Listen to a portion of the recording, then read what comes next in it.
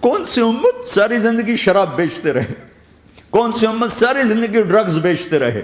کون سی امت ساری زندگی زنا کرتے رہے؟ کون سی امت ساری زندگی ظلم و ستم کے پہاڑ توڑتے رہے؟ ساری زندگی جوا کھیلتے رہے؟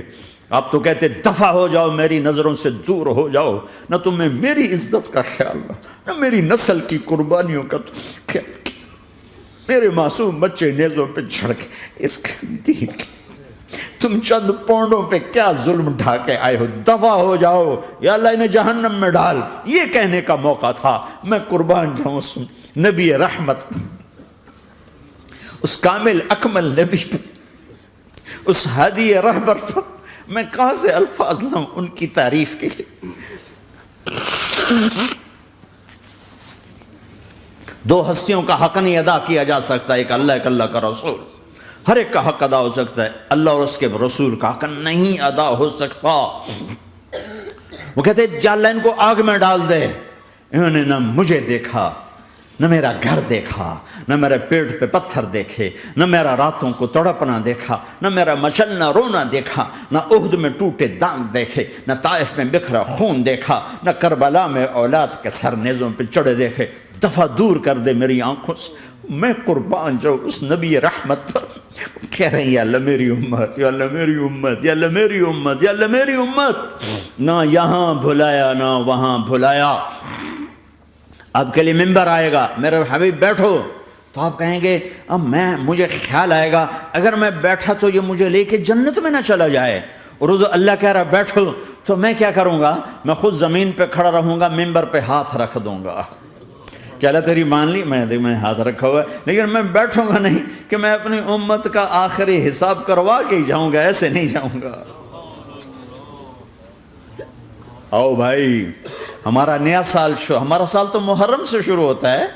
ویسے تو جنوری بھی اللہ کا، محرم بھی اللہ کا، سورج اللہ نے بنایا تو جنوری فروری بھی اللہ کا، اور چاند اللہ نے بنایا تو محرم ربیع الاول بھی اللہ تعالیٰ کا، دونوں ہی اللہ کے ہیں۔ کسی نے یہ لے لیا، کسی نے وہ لے لیا۔ ہم نے چونکہ چاند کا کیلنڈر بنایا تو ہمارا تو اب سال شروع ہو رہا ہے، ہمارا تو نیو ایئر اب ہے، ہمارا نیو ایئر رونے سے شروع ہوتا ہے۔ کیسا اللہ نے نظام بنایا، کسی اور مہینے میں یہ واقعہ ہو جاتا، نہیں سال کے شروع میں یہ واقعہ رکھا ہے کہ ہر ایک کو پتہ چلے کہ ہاں نیا سال خوشی منانے کے لیے نہیں ہوتا، نیا سال آخرت کی تیاری کے لیے ہوتا ہے کہ ایک سال چلا گیا، ایک سال اور زندگی سے نکل گیا، اور بھی جلدی سے اللہ کو راضی کرنے کا کوئی کام کرنے کو، توبہ کرنے کو، اللہ کو راضی کر لیں۔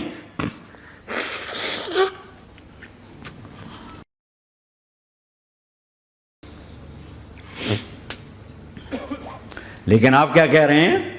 یا رب امتی امت، یا رب امتی امت، یا اللہ میری امت، یا اللہ میری امت، یا اللہ میری امت۔ اور ایسی شفقت و محبت آپ کہیں گے یا اللہ یہ میری امت کا حساب میرے حوالے کر، میں لوں گا، تو نہ لے، میں لوں گا۔ تو اللہ تعالیٰ فرمائیں گے آپ کیوں لینا چاہتے ہیں؟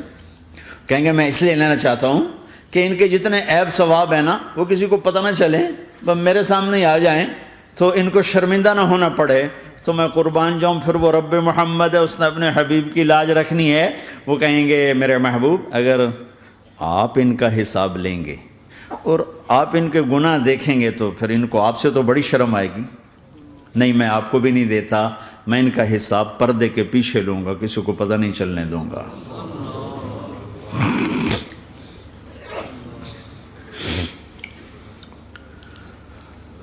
اتنی بڑی ہستی، اور آگے دیکھو طائف میں پتھر پڑ رہے ہیں، اور ہر قدم پہ پتھر پڑتے ہیں، یہاں تک کہ ایک دم پتھر پڑنے سے تو خون نہیں نکلتا، پتھر کون سا کوئی تیر ہوتا ہے، پتھر تو پتھر، لیکن اتنے پتھر پڑے پنڈلیوں کے اوپر کہ پھٹ گئیں، ان سے خون نکلتے نکلتے نکلتے جو جوتا تھا پاؤں میں ایسے چپک گیا، اور ساری کائنات کے دلہا سردار بے ہوش ہو کے گرے۔ وہ آپ کے غلام زید نے نوکر تھے، انہوں نے اٹھایا کندھے پر، بھاگے، پیچھے وہ سر پہ چڑھے ہوئے پتھر مار رہے ہیں، اور آپ جتنا بھاگ سکتے تھے بھاگے، یہاں تک کہ بے ہوش ہو کے گر گئے۔ خون زیادہ نکل گیا تو انہوں نے کندھے پہ اٹھا دوڑ لگائی، اور آگے سامنے باغ تھا، کس کا؟ سب سے بڑے دشمن کا، مکے والا عتبہ بن ربیعہ۔ عتبہ کون ہے؟ یہ جنگ بدر میں جس کے ہاتھ میں جھنڈا تھا، اور جنگ بدر میں قریش مکہ کے لشکر کا جو چیف تھا وہ اس کا باغ۔ لیکن زید کو کوئی پناہ نظر نہیں، وہ باغ میں گھس گئے اور اللہ کے نبی کو ایک انگور کی بیل کے نیچے لٹایا۔ تو جان کا دشمن عتبہ، لیکن جب اللہ کے نبی کو خون و خون دیکھا تو اس کا دل بھی پگھل کے رہ گیا، کہنے لگا ہائے ہائے، طائف والوں نے محمد کے ساتھ کیا کرتا۔